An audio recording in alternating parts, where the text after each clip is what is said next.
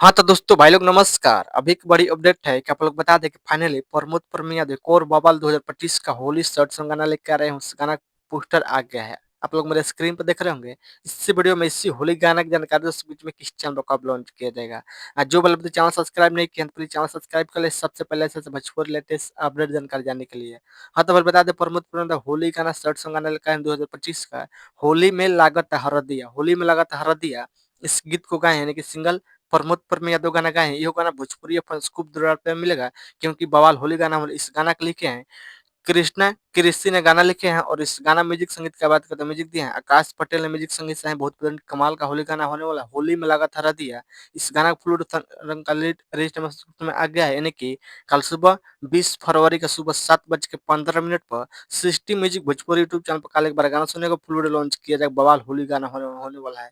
वैसे तो प्रमोद पंद्रह एक से एक बार होली गाना ले आए हैं। खूब दुलार प्यार दे रहे हैं 2025 में। ये गाना खूब दुलार प्यार दीजिएगा। बवाल शर्ट सॉन्ग गाना होने वाला है। होली में लगा था हरदे काल एक बार गाना सुनने के सिस्टम में भोजपुरी यूट्यूब फुल लॉन्च किया जाएगा। आप लोग देखिए प्रमोद का अपडेट कैसा लगा।